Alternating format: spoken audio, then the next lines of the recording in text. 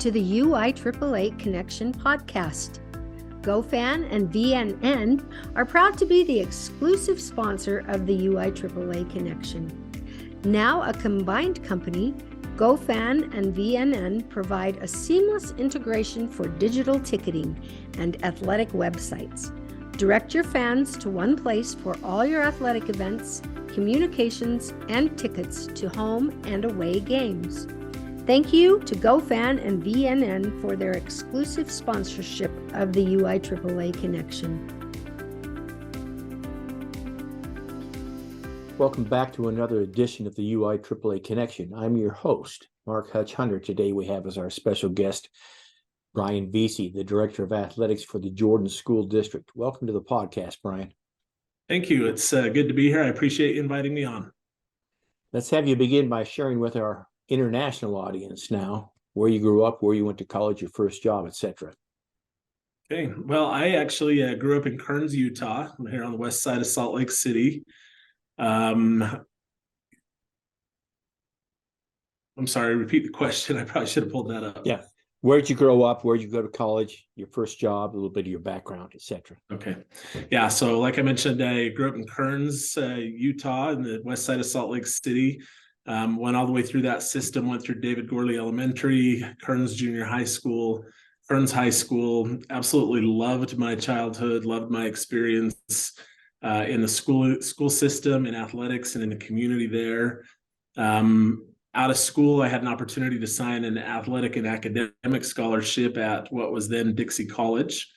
Went down to Dixie College for 1 year and then left for 2 years to serve a mission for the Church of Jesus Christ of Latter-day Saints. After that, I returned to Dixie for 1 more year, at which time I signed a full ride football scholarship up to Weber State University. And so I transferred up to Weber State, and that's where I finished my football career and completed my bachelor's degree. Perfect. So my assumption is obviously you played football for Kearns. Correct. And what other youth sports were you involved with out there in the Kearns area? So youth sports were critical in my upbringing. I remember from a very young age, kind of had a sandlot life, played out in the neighborhood. We lived in a cul-de-sac, and so we had a lot of baseball, a lot of soccer, a lot of football games out there. But I grew up playing football, baseball, and basketball.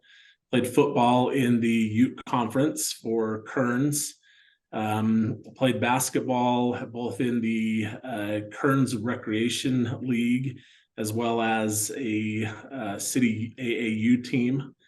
And then played baseball in the Little League program and in the Babe Ruth program. Just stayed very active and stayed very involved and loved each one of those sports and had a great time participating in them. And I think it really helped me learn and grow and kind of start to become the man I became. When did you graduate from Weber State? I graduated from Weber State in 1997. Like I said, I finished my bachelor's degree in lifestyle management there, and I played for Coach Dave Arslanian while he was there. Once you get your degree from Weber, did you go straight into education? Did you work somewhere else before you changed your mind? How did you get into education? Was there any coaching along the way? Yeah, so I right out of college, by the time I finished my senior year of football and my senior year of college, I was married with 2 daughters. We moved back down to the southern Utah area, which is where my wife was from, down in Hurricane.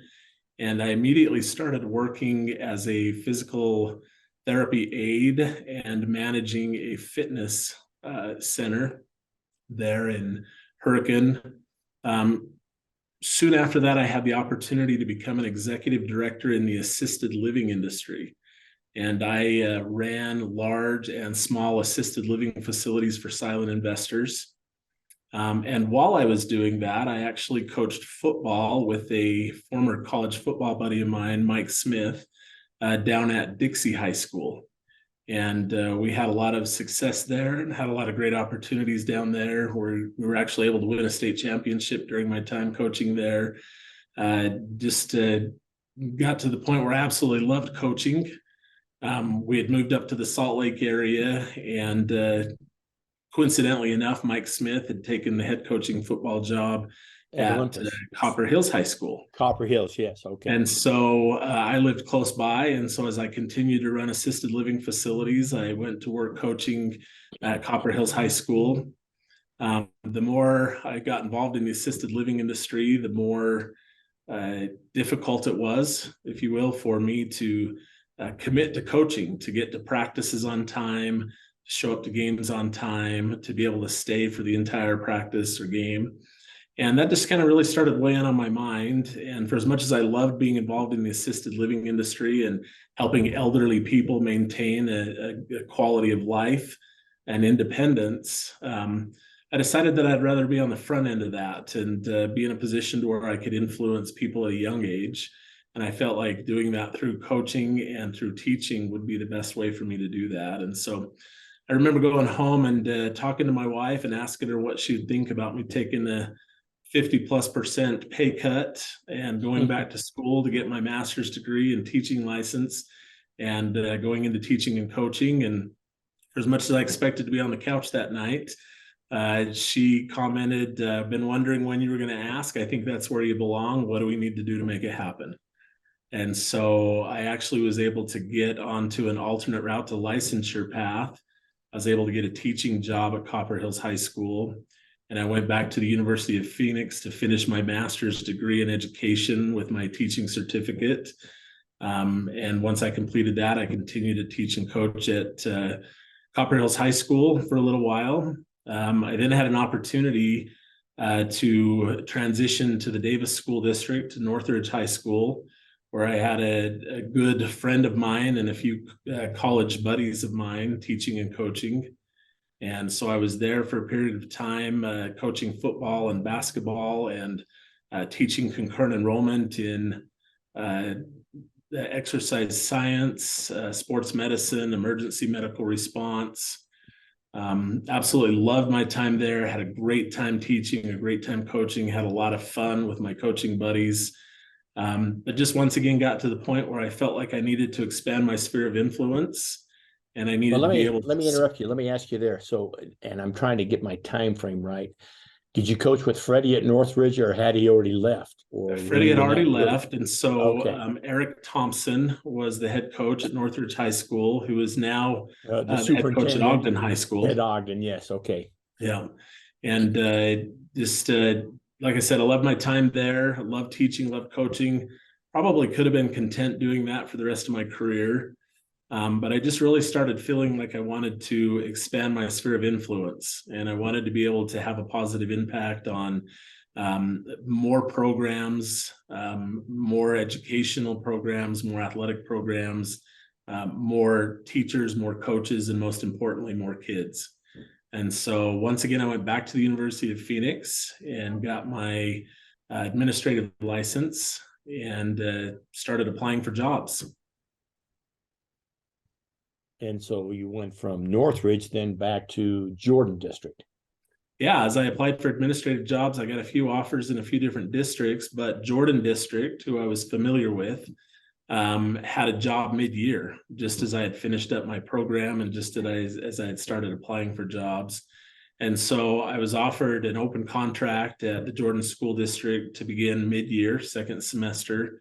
At the time, didn't quite know where I was going to be placed, but soon found out that I was going back to Copper Hills, where I had essentially started my coaching and teaching career to become an assistant principal. And so I was really excited about that. Went back, was able to connect with a lot of great people there. It was surprising to me at how much transition there had been and how many people I didn't know. But that was a great challenge and a great experience as well. And then after that third year, I got transferred over to Bingham High School. I was at Bingham High School for 3 years, and once again, loved the school, loved the community, had a great experience there. But then after 3 years, I got an out of the blue call from Dr. Anthony Godfrey, who at the time was the secondary administrator of schools, who appointed me as the principal of Copper Hills High School. And so for a third time, I went back to Copper Hills High School and was the principal there for about 5 years. And then once again, got kind of an unexpected call from Brad Sorensen, the current administrator of schools for secondary schools, who then appointed me to this position, which is a brand new position in our district. Was Darby the AD when you went back to Copper Hills the second time? Was she still there, or had she left? Darby Coles, Darby Freeland. Right. Yes, she had been there for quite some time, and when I came back, I worked pretty closely with her. And she's now at Bountiful High School, I believe. Right, I knew that. Okay, perfect. Let's have you talk for a minute, Bryan, about some of the mentors you've had in your life that have made a big difference for you. Yeah, I've reflected on that question quite a bit since you sent it to me. And I think obviously my parents are a huge influence in who I've become and the success that I've had. They worked extremely hard to afford all of us. I had 3 brothers and 1 sister, but they worked extremely hard to afford all of us not only a great quality of life at home, but with as many opportunities as we were interested in pursuing when it came to athletics, performing arts, and other opportunities in the community. Thinking back on my younger years, I can remember back to as early as when a gentleman by the name of Dave Livingston was one of my football coaches in Little League. But Dale Gates was one of my coaches for years in the rec basketball league. Both great men, both great leaders, both great examples who really invested in me and took great care of me and taught me to love sports. As I transitioned to high school, I'd played football, baseball, and basketball all the way up to high school. Once I hit high school, I had started on the offensive line as a center for Kearns High School and kind of felt like that was going to be my path. And so I dropped baseball and just continued with football and basketball. But in football, our head coach, Tom Larson, was just a phenomenal man, was a great man of morals, principles, values, work ethic, and teamwork. I think of Coach Al Sprouse, who was our offensive line coach, and Coach Henry Williams, who was my defensive line coach. And then I think both in football and basketball, I think Alan Nakagama, who is still to this day teaching at West Jordan Middle School, was a great influence. I think all of those gentlemen and probably many others were not only just great people, but had a passion for the sport, and more importantly, just had a passion for molding young men into adults and into successful individuals. And they just, they always pushed us out of our comfort zone. They always taught us to think outside of the box. They always stretched us to do the very best we could and to be the very best we could. They'd definitely get after us just like any other coach would, but there was always that loving arm around you at the end of the day, and you just knew that they genuinely loved and cared for you, and they wanted you to be successful. Excellent. I'm going to date myself. I played football against Alan Nakagama. I was at Highland. He was at West High. We're talking the late 60s, early 70s. Yeah. So was Wamie Anderson there? Wamie, yep. Wamie was there, exactly. Yeah. So Wamie Anderson became, after Kenyon Clark, who was my head basketball coach for the first couple of years, he stepped down, and Wamie Anderson became the head coach. Alan Nakagama was the assistant coach. And, we were really good in football. My senior year, we ended up winning the state championship, going through Davis High School and Skyline High School to win that. Mm-hmm. But we worked hard and we played hard, but we were not very good at basketball. And that could have been a miserable experience my senior year, coming off of the high of winning a state championship in football. But they just made it fun. They made it competitive, and they made it a safe and comfortable environment. And in spite of the fact that we didn't win very much, we got out there, we worked hard, we competed, we gave people scares from time to time. And I loved the experience. That's great. And looking back at some of your earlier comments, obviously I didn't know you as well, because by the time you got to Bingham and then back to Coppers, the principal was after the split. So we were in 2 separate districts rather than the early days because I was in the canyons, you were in Jordan. Let me ask you this, Bryan, what's your biggest failure or disappointment in life, and what did you learn from it? That's a good question, and it's always hard to critique your failures, and it's always hard to speak about your disappointments. But I look back and think on two different things that I think maybe changed or challenged the trajectory of my life. I think the first thing is, by the time I finished playing college football at Weber State University, I was very much done playing football. I still loved the sport, but I was burnt out from playing the sport. At the time, I was in really good shape. And I remember walking off the field at Idaho State University and meeting up with my wife and telling her that I was never going to power lift a day in my life. Unfortunately, I think I held true to that a little bit. In fact, I probably dropped exercise altogether a little bit too quickly. And I think as a result of that, I ended up gaining a lot of weight and struggled with that, and worked to manage that for a good portion of my life. I regret that I didn't transition from being a college athlete to living a fully healthy lifestyle where fitness and overall wellness was a priority in my life. I think that could have definitely helped me along the way, and I think it created some obstacles along my path. I think the other thing that I think back on is that at the time that I finished my bachelor's degree, I felt like I was just done with education. I didn't anticipate that I would go any further. And obviously, as life would have it, I ended up not only going back once, but going back twice to get two different postgraduate degrees. And so I think one of the things that I regret and one of the things that I'm disappointed in is that I didn't have the foresight to see where I really wanted to be and what that would require of me.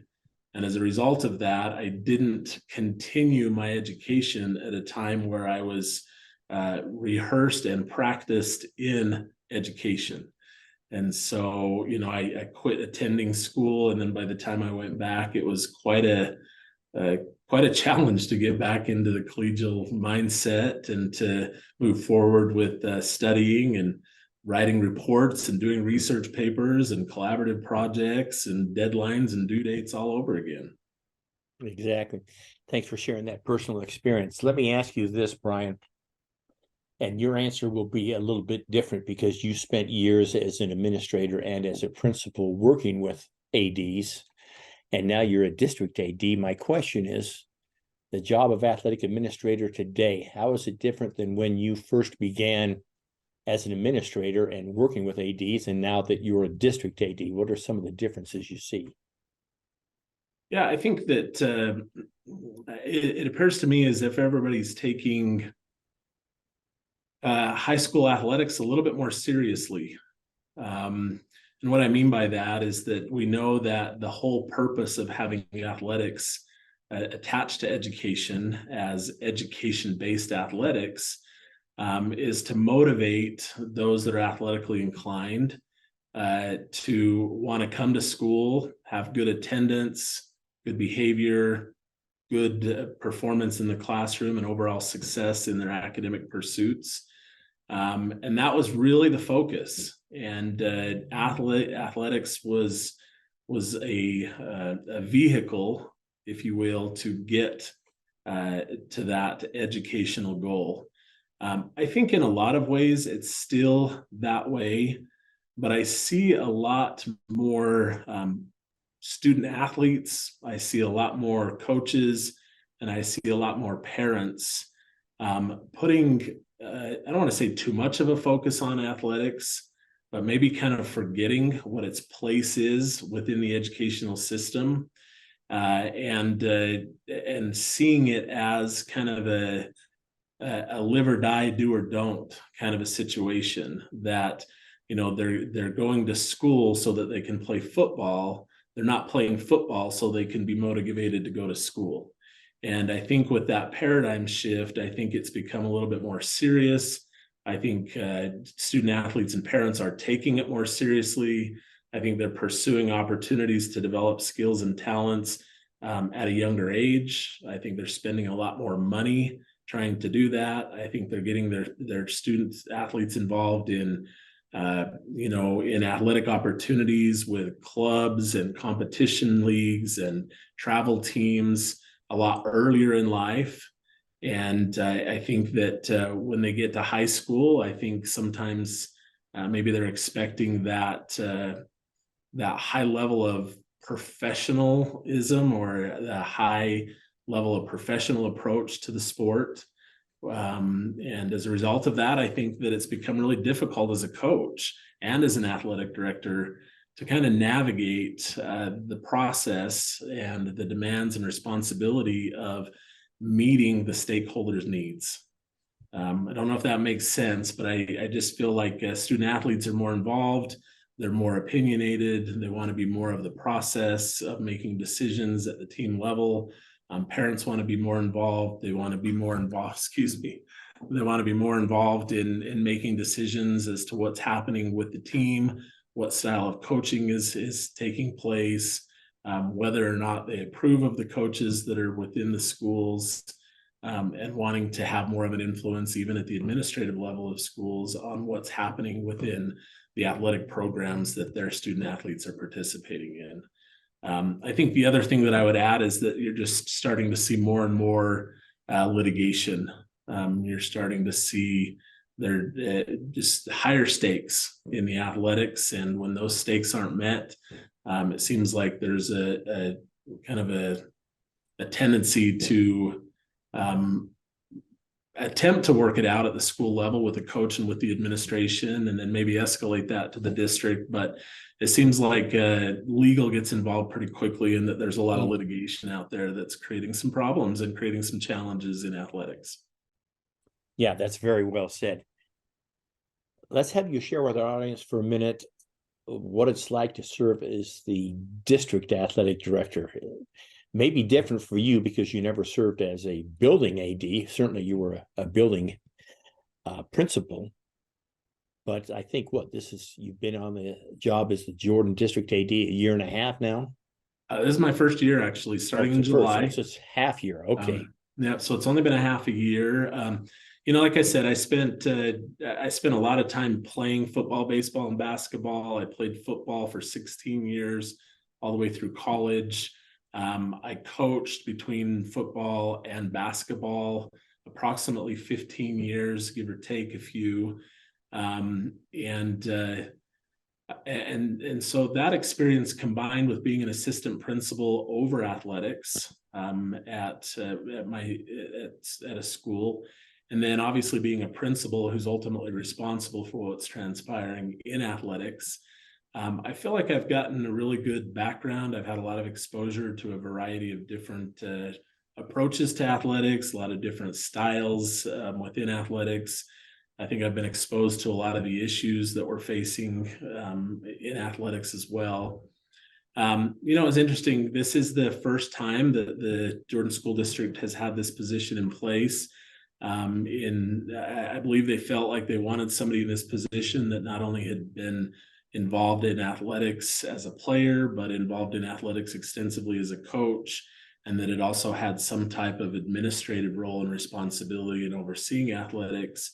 And I think they also saw it as beneficial to put a former principal in this position, because sometimes it's just hard to explain the principal's role, and it's hard to explain what the principals deal with and with what they experience. And so by me having had that experience and having already built a relationship with my colleagues in the district, I think it allows me to better understand from their perspective and to better communicate with them on the different issues and various topics that need to be addressed in athletics.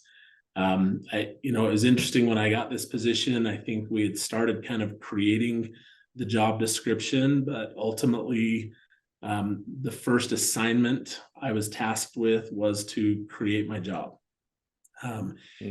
So working very carefully with stakeholders to try to do that, it's been very exciting for me and very interesting for me to just get an opportunity to more in depth and more fully get to know the communities that our schools are in, to get to better know the cultures of the schools within the district, and to better understand the operations of and the organizational system of athletics within each of the school, and to see just how much their local community and their school culture influences the way they do business.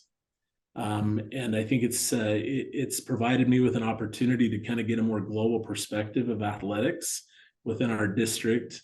It's given me an opportunity to meet with all of the stakeholders.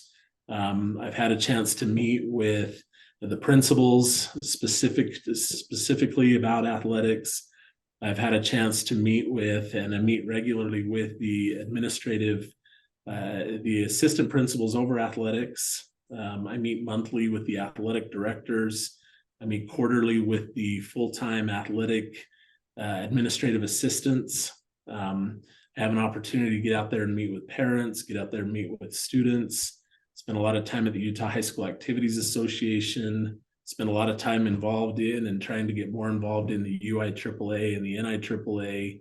And I think it's just really put me in a position to where I can really understand what's happening, with the goal of finding ways to improve the district's ability to support, to serve, and to assist each program and each school within our district, to help them maximize their potential, to help them achieve the highest level of success, and to really help them and to help our district become the flagship of athletics. Well, and hats off to your district. I'm going to take a 0.1% credit for that because, well, you wouldn't know this, but Anthony Godfrey and I go way, way back to when he was an assistant at Jordan High.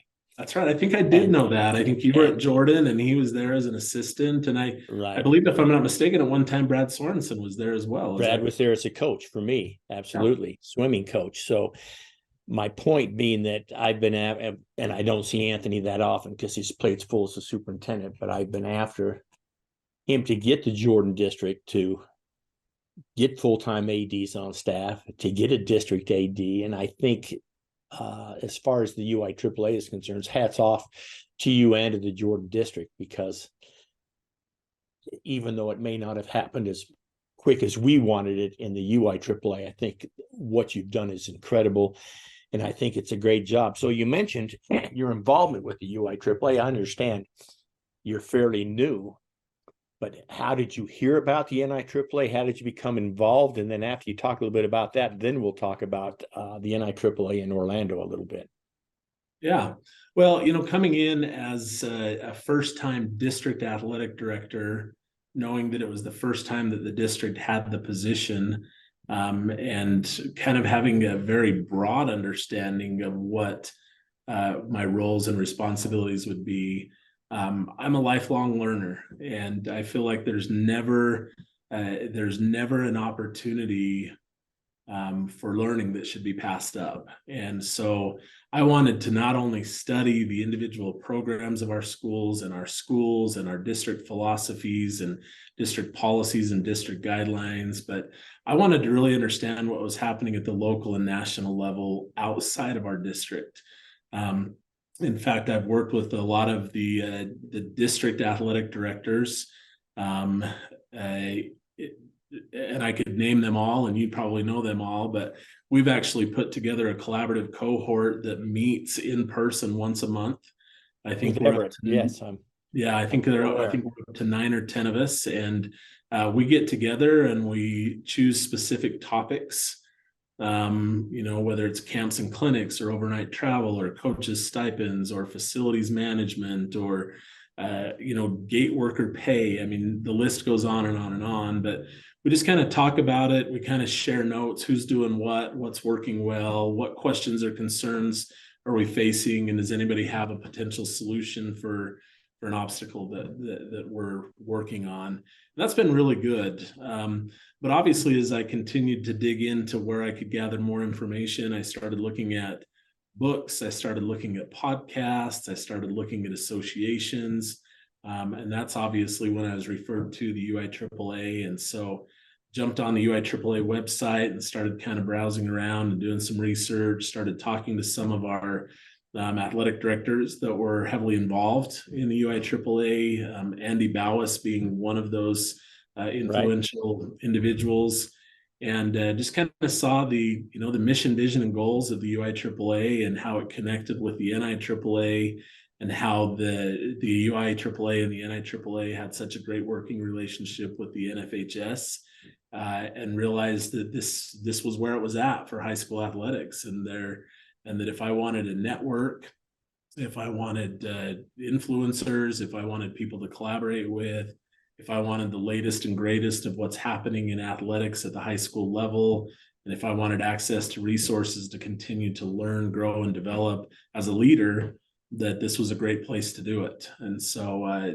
very fortunate to be a part of the UIAAA and the NIAAA.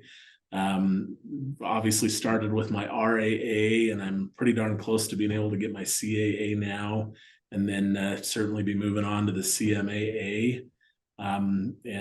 Because of my experience already, we're actually looking at how we can incorporate some of those certifications as possible requirements for future athletic directors within our district. Very well said. And of course, I've been on the bandwagon for years. You're aware of our not our fight, but our experience with the legislature. We're trying to get, a tiny bit amount of money in the state budget to have athletic directors that are certified get an extra stipend. And of course, it's a long road. We're not there yet, but right. You obviously get that. I wanted to thank you from the UIAAA standpoint. We don't get very many, if any, district athletic directors at the new AD workshop. And I saw you there, and I thought that was excellent. You did that, and of course saw you at executive committee meetings, getting to know your job. So you've done a great job. So let's now talk about Orlando, and I'm interested in your take on this, because Orlando was my 25th national conference. I think maybe it's Andy's 6th or 7th, but Andy's a product of the UIAAA scholarship back when we first sent her, and then she's been every year since. I think Sam Rogers was there. I'm trying to think who else from the Jordan district. I think who's the AD at Copper? Morley? Yeah, we actually had, so once I learned about the national conference in Orlando, and once I had a chance to kind of connect with the UIAAA and the NIAAA, I actually went to Brad Sorensen and Anthony Godfrey and requested that as a new district athletic director, I have the opportunity to attend, but then dared to take it one step further and told them that I felt like it would be important for me to take all of the athletic directors in the Jordan School District with me. Well done. I felt like that would give me an opportunity to not only get to know them better and connect with them in a different way and on a different level, but that I could work with them to network on needs of our district based on information that we were receiving, and that it would just be a great opportunity for them. And so Brad Tingey from Harriman didn't attend because he's right on the retirement wagon. I know it's Carlson. I saw Carlson there also. Yeah, so we had just kind of thinking about him in order. We had Andy Bowis from Bingham High School. We had Ben Morley and Brady Mantle from Copper Hills High School. We had Dave Nuffer from Riverton High School. Right. We had Carlson Boudreau from West Jordan High School, and then Andy Bowis from you said and then Sam Rogers. Sam Rogers, exactly. So we had a total of 7 of us from the Jordan School District there, and it was a great experience. Well, I want to know, you've been to numerous conferences. You've been to UASSP conferences, probably NASSP, probably many different conferences. I know what I think about the NIAAA conference. I'm interested as you having it be your first. If you thought it was different, it was the same as many others. I'm interested in your take on that, because we find that once we get people to the NIAAA conference, we pretty much got them hooked. But I'm interested in your take on that. Yeah, I think the structure and the format is very comparable to other conferences, whether they be leadership conferences or educational conferences. But truthfully, based on my experience in attending conferences throughout the years, I would say that the national conference in Orlando is second to none. The venue obviously is amazing, and the kind of the organization, the structure, the communication was all top notch. But I think most importantly, the opportunity to get out there and to network with people in the world of high school athletics at the school, district, and state level, and kind of learn more about what's going on throughout the country, and kind of, identify trends that are maybe coming our way in Utah, and be able to talk to people in advance of those trends getting here on how they've managed it. But then I thought the workshops and the LTI classes were outstanding. I took a couple of classes. I went to several workshops, went to some of the networking opportunities, and then just obviously picked people's brains as I ran into them throughout the conference. So it was very well done. Excellent.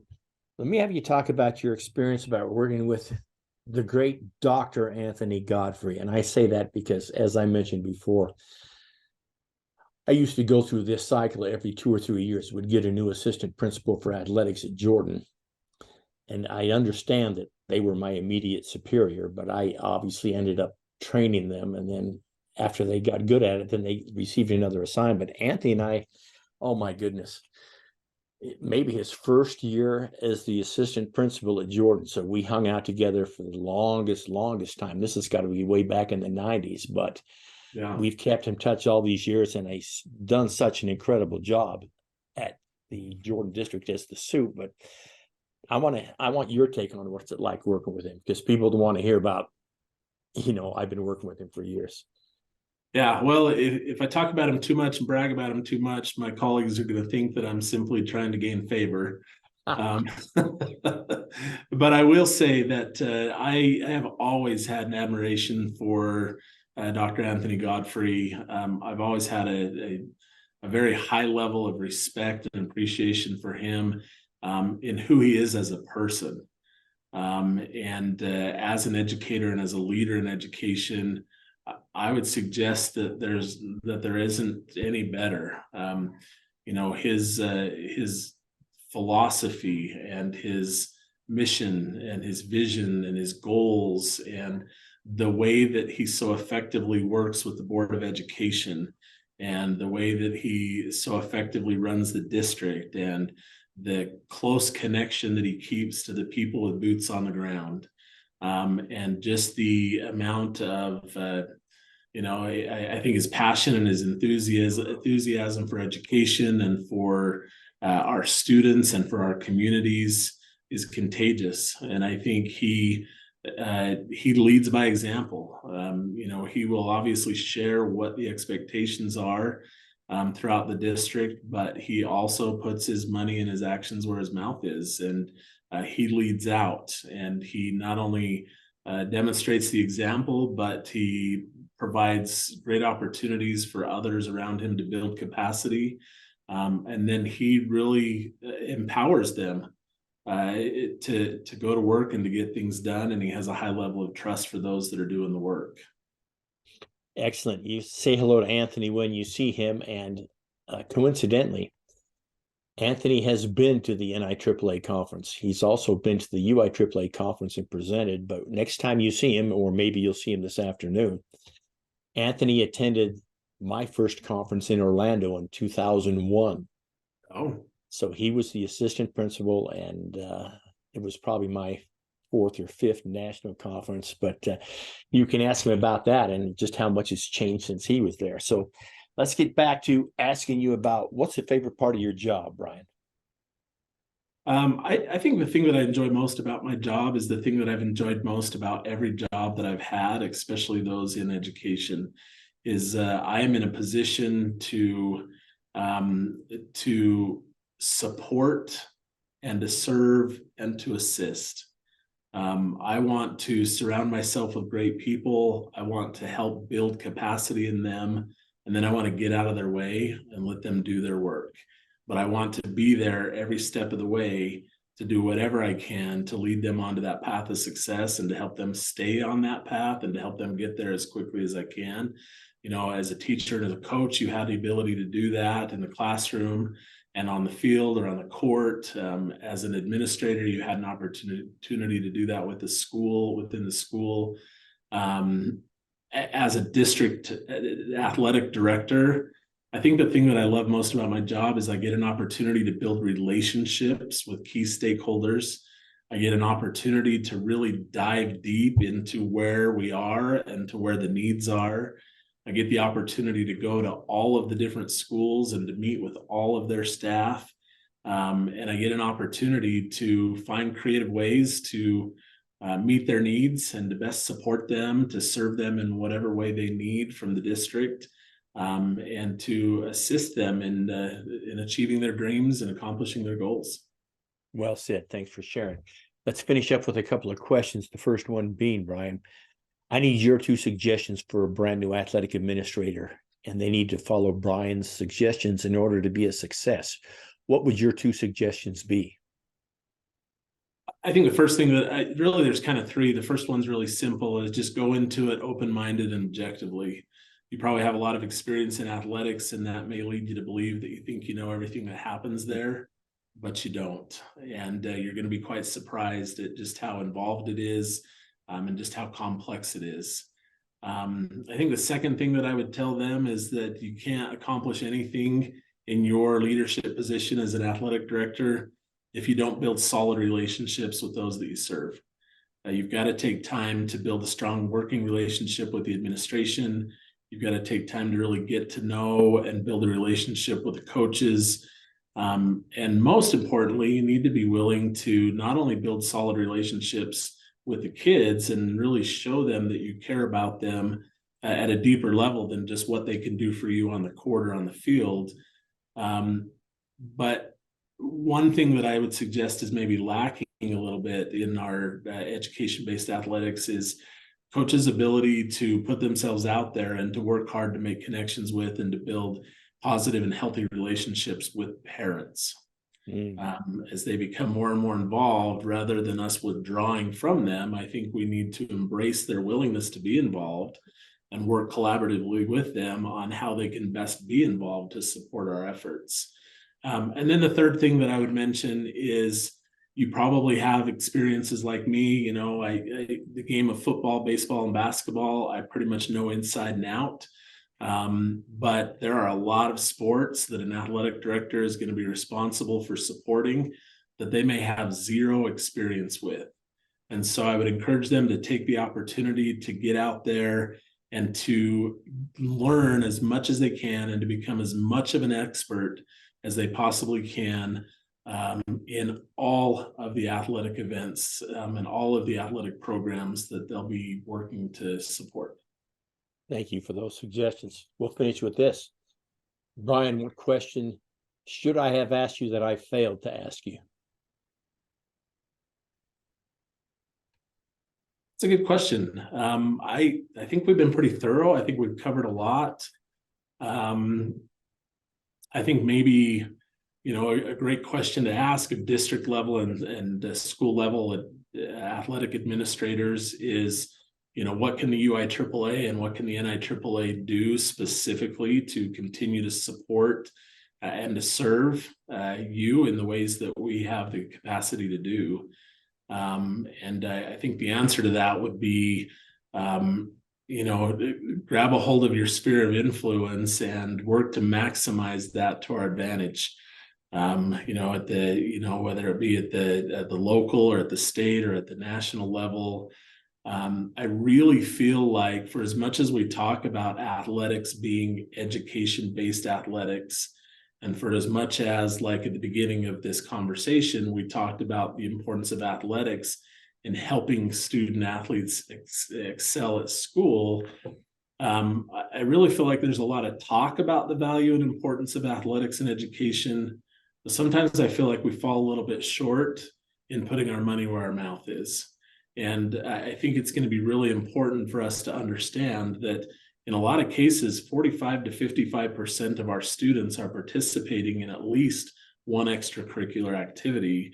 Yet on average throughout the country, I'm not saying Jordan District specifically, but on average throughout the country, most schools invest approximately 1% of their annual budget towards athletics. And I think there's some imbalance there. And I think we need to work hard to bring that to balance so that we can really make sure that athletics are what they are intended to be. And that is a vehicle to help our student athletes succeed in the classroom and excel in life. That is so very well said. So thanks for asking the question and thanks for answering that. On that note, that wraps it up for this edition of the UIAAA Connection. Again, our special guest today has been Bryan Veazie, the Director of Athletics for the Jordan School Districts. Bryan, thanks so much for being on the show today. Thank you so much. Thanks for having me. I appreciate you and your efforts and your involvement. For our listeners, we hope you tune in next week for another edition of the UIAAA Connection.